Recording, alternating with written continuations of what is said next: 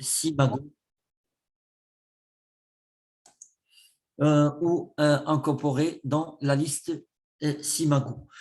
Le Source Normalized Impact per Paper, c'est-à-dire, voilà, il est par papier, ce qui veut dire que c'est un indice qui mesure l'impact du papier et les caractéristiques de cet indice-là, ils sont variés.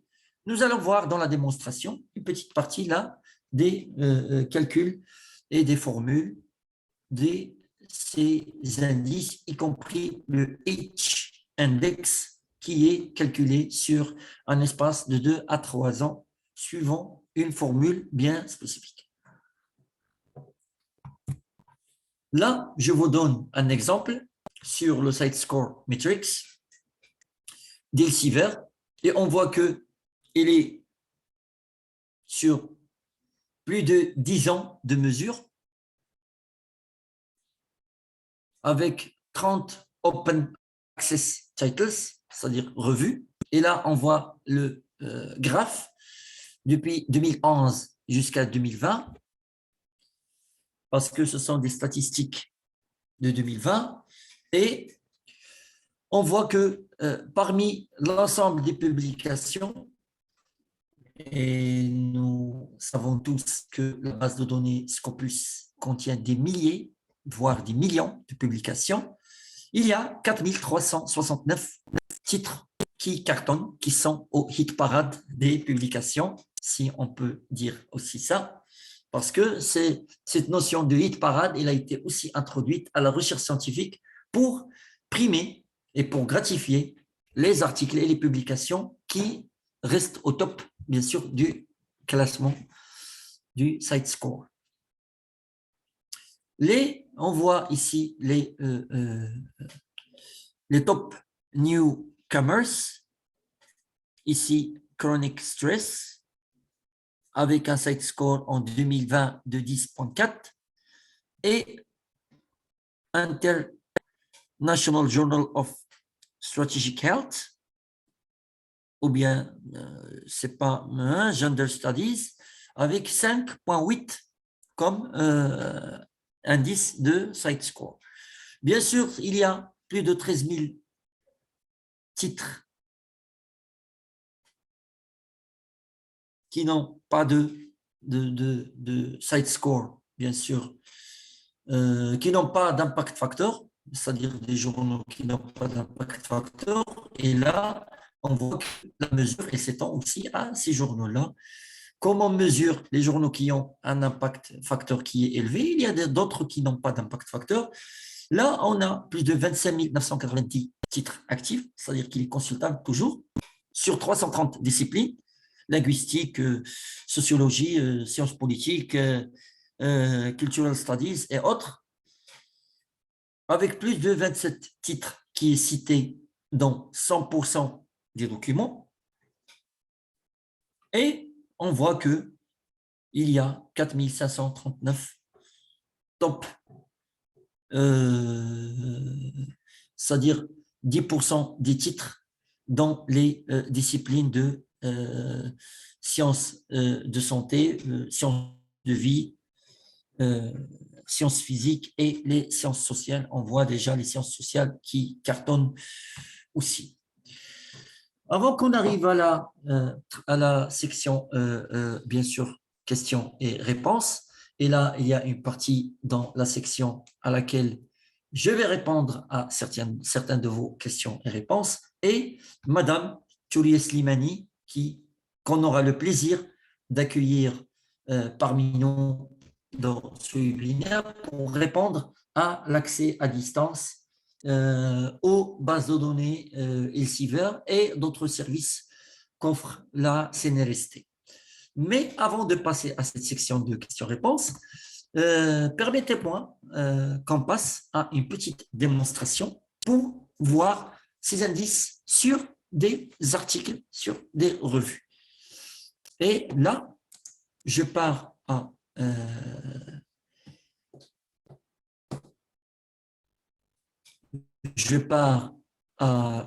c'est-à-dire à ma connexion web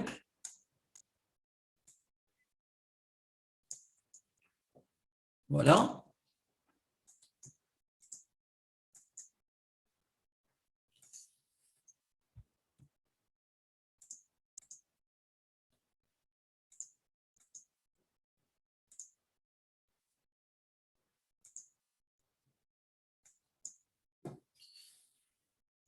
Je pense que vous voyez maintenant la page Scopus. Si vous la voyez avec moi, bien sûr, oui, oui, merci, merci. Oui, oui, merci beaucoup, merci. Je sais que vous êtes nombreux à nous suivre et là, nous sommes très heureux et très fiers de, bien sûr, d'être avec vous, de vous accompagner dans votre recherche. Merci beaucoup. Ce n'est pas la peine d'écrire les adresses email puisque c'est automatique. Vous êtes connecté, donc la génération de votre certificat se fera automatiquement. Là, bien sûr, cette page cette page d'accueil Scopus, là, c'est mon profil. Je vous invite à créer votre profil. Ça, c'est mon adresse institutionnelle. Ça, c'est mon institution, Université Mohamed V.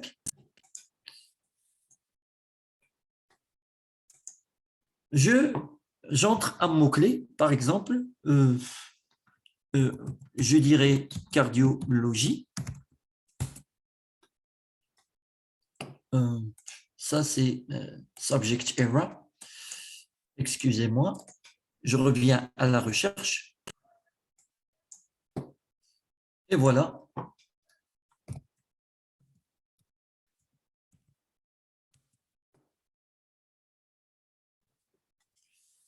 Je trouve, pour le terme cardiologie, il y a 1490 documents.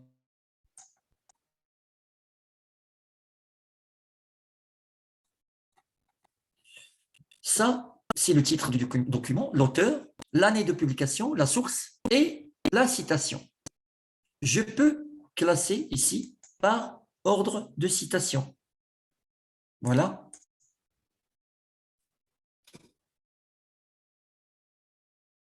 Et je vois que, par exemple, cet article-là, il est là. On va partir vers un article qui est, voilà. Pour cet article-là, Daytime Variation of Preparative Myocardial Injury, il a un site score de 145, publié dans la revue Lancet en 2018 par Montaigne et Marshall. Je pars au site score 145.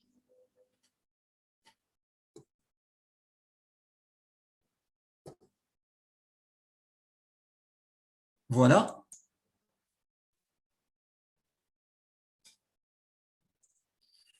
Je vois déjà que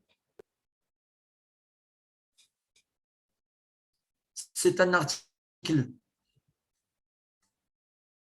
bien sûr, publié dans la revue Lancet, volume 391, numéro 10115, la page 59 à 69, le 6-12 janvier 2018.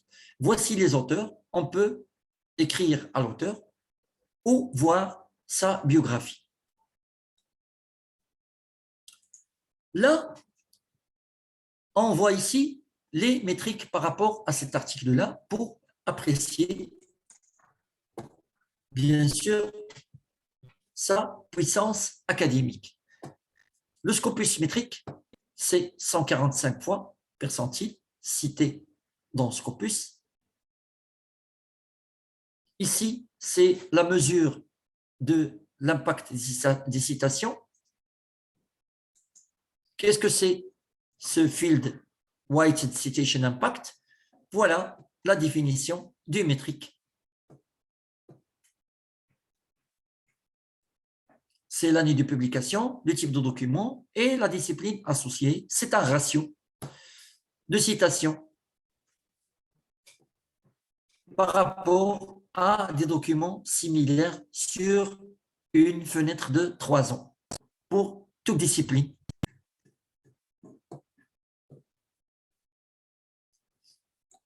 On revient, bien sûr, aux autres. Ici, il a été vu 5 fois. More metrics.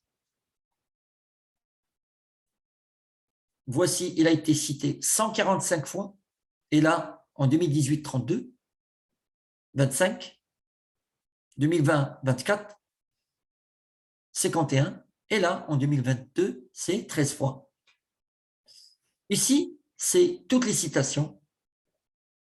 Mais on peut exclure, on peut voir, on peut exclure les self-citations, c'est-à-dire les citations que l'auteur s'est attribué lui-même, c'est-à-dire qu'il a pris sa recherche et s'est cité, s'auto-cité.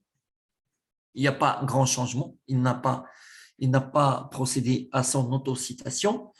Et on peut exclure aussi les citations des livres. Il n'a pas utilisé, on va voir, il n'a pas utilisé des livres, voyons voir pour un petit peu actualiser. Donc, il garde toujours, il a utilisé, c'est-à-dire il a utilisé 145 fois les citations d'articles. On peut remonter dans le temps, dire, on va voir depuis 2000 jusqu'à maintenant.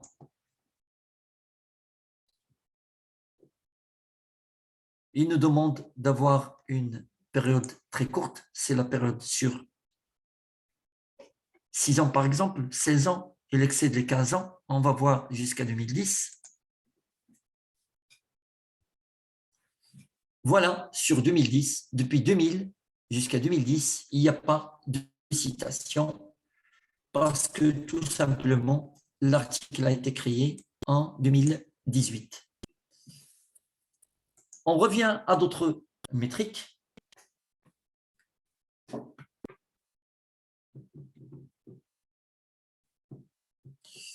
Pour voir, bien sûr, pour voir les autres métriques aussi, more metrics, les plus mix métriques, et là, on va voir, j'aimerais vous présenter, c'est-à-dire l'équation de calcul de certaines métriques. Voilà, pour comprendre un peu l'usage des métriques en Scopus.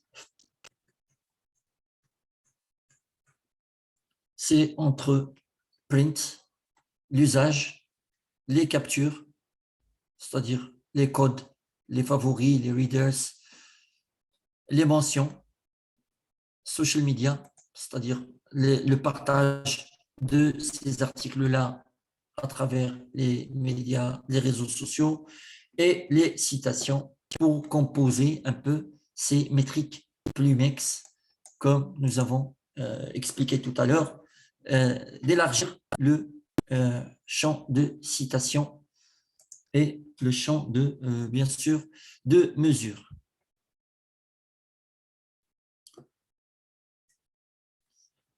Ici, on détaille l'usage ou bien la citation de cet article-là et on voit qu'il a été utilisé dans des références croisées,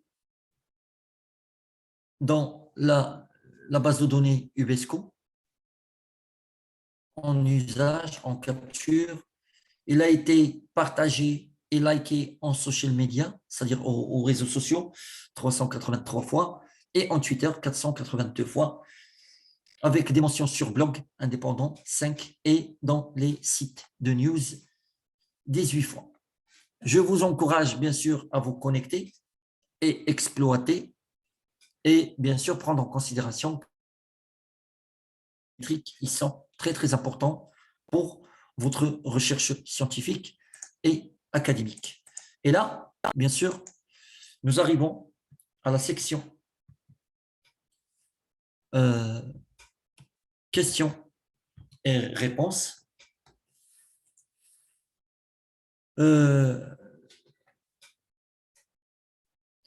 Pour dire que valeur ajoutée à votre recherche, je suis d'accord, mais lorsque vous êtes, voilà, vous commencez à découvrir votre sujet. L'apport du professeur encadrant est primordial, effectivement, mais avant que ce soit un apport primordial de l'encadrant, il faut toujours se demander pourquoi je prends tel ou tel sujet pour qu'il soit le sujet de ma thèse, qu'est-ce que je vais apporter, c'est-à-dire une conception initiale de votre projet. C'est bien sûr comme tout autre projet dans la vie, on se demande pourquoi on va faire, pourquoi on va prendre ces décisions et où nous voulons arriver. Et là, c'est grâce, bien sûr, à la découverte du milieu, de l'environnement, des connaissances, la courbe d'expérience et tout, qu'on arrive à affiner et à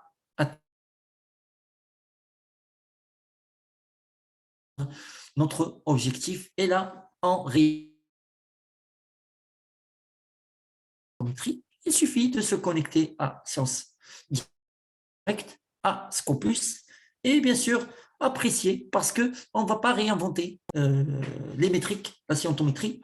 Ce sont des choses que les bases de données, bien sûr, utilisent pour mesurer l'impact des articles, la pertinence, leur authenticité et leur puissance et leur importance au domaine de recherche.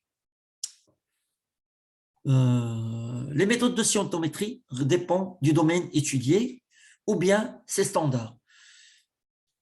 Comme nous avons expliqué tout à l'heure, c'est sans l'usage de méthodes statistiques, mathématiques pour mesurer l'impact de la recherche. C'est-à-dire, ce sont des méthodes standards, mais généralisées à des disciplines différentes.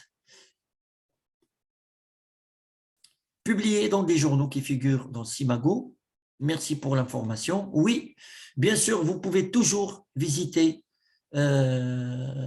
elsevier.com, Scopus et Sciences Directes. Et aussi, vous devez, en tant que chercheur, visiter le site du Centre national de recherche scientifique et technique pour le Maroc et pour d'autres pays, des centres de recherche nationale, bien sûr, de recherche et technique, pour pouvoir suivre les orientations, avoir les mises à jour sur les instructions par rapport à la recherche, à la publication, aux listes des journaux et bien sûr un encadrement comme cet encadrement de ce matin-là qui est publié sur le site de du CNRST et de l'EMIST, vous permettant d'assister et d'avoir, c'est-à-dire des connaissances et des informations. Pour, bien sûr, je peux savoir le nombre d'articles qui ont parlé du Covid. Bien sûr, vous pouvez mettre Covid-19 dans la case de recherche, mais vous aurez 10 000, 20 000, des centaines de milliers d'articles qui parlent de Covid-19. Il faut toujours ajouter les opérateurs booléens, c'est-à-dire ou, or, with, within, pour pouvoir affiner la recherche en ajoutant un deuxième mot-clé pour avoir plus de précision. Parce que Covid, vous pouvez trouver, pour les spécialistes de médecine, vous pouvez trouver même des articles en sciences économiques qui parlent de Covid.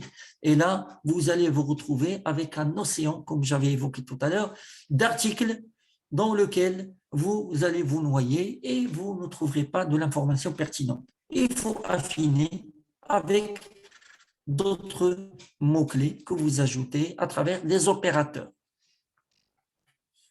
Je n'arrive pas à télécharger des articles à partir d'Elsevier. Les articles sont disponibles sous format PDF, comme pour lecture. Il suffit de cliquer à droite. Vous allez trouver une icône téléchargement PDF et là, en cliquant, l'article tombera directement dans votre dossier téléchargement, download et vous l'exploitez avec plaisir. Comment utiliser Simago? On n'utilise pas Simago, mais on le consulte pour voir, bien sûr, pour voir la liste des revues, les revues les plus citées jusqu'aux revues moins citées.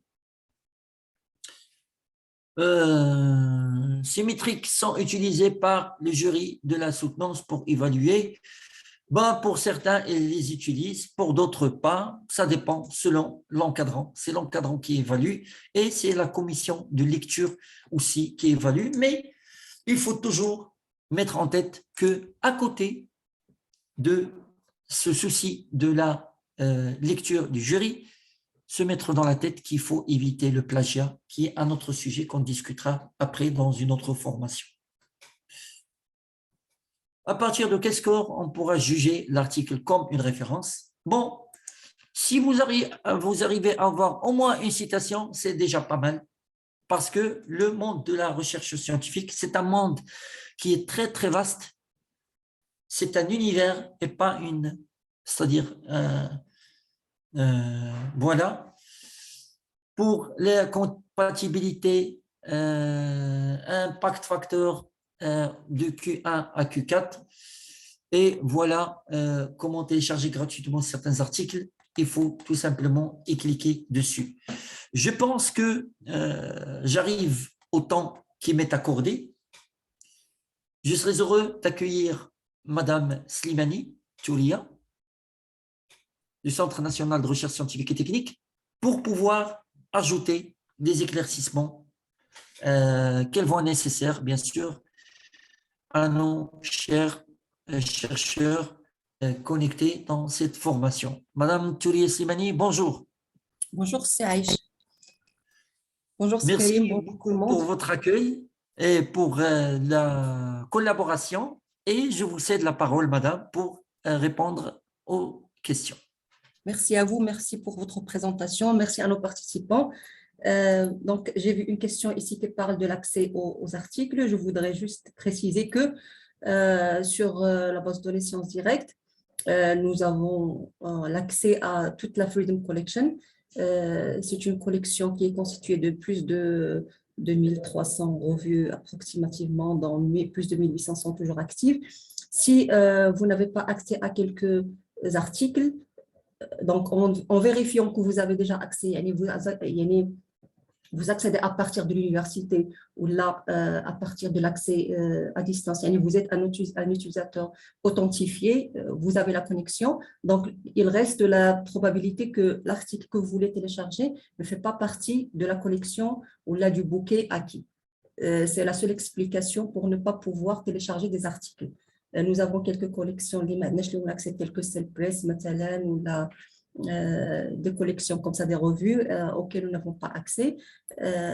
Donc, vérifiez si vous avez déjà l'accès à partir soit de votre campus universitaire, soit à distance, l'accès à distance via ressources.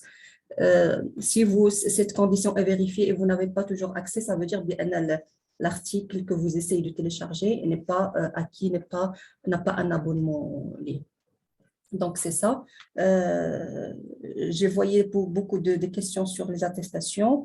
Il y a des attestations qui sont prévues, bien sûr. Ils vous seront envoyés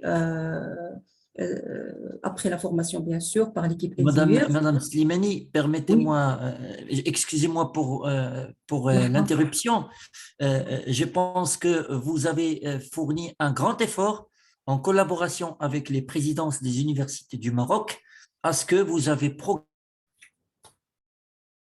direct, c'est-à-dire aux ressources CNRST, parce que les étudiants, les chercheurs de l'université Mohamed V, ils ont reçu dans leur boîte email des liens d'accès direct de leur boîte email institutionnelle. Je pense pour les autres, pour la partie pour ce qui concerne l'accès institutionnel. Merci. Donc, merci à vous. C'est notre mission les ressources pour être utilisées en fin de compte. Donc, on essaie d'en faire la communication nécessaire auprès des universités et en utilisant tous les moyens de communication qu'on a sur notre site www.imis.ima, sur notre page Facebook. Donc, je reviendrai juste sur la question dédiée à les accès. Je pense que maintenant, la plupart de vous ont des emails institutionnels fournis par vos universités et la plupart ont déjà des comptes d'accès à distance.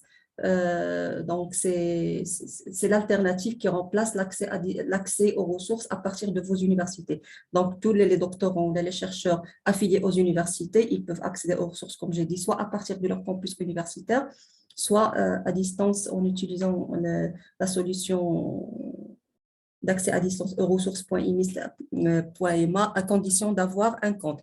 Les comptes sont créés pour certaines universités à leur niveau. يعني كاين الجامعات اللي كتكلف هي بلا création des comptes d'accès à distance للطلبه ديالها الباحثين والاساتذه.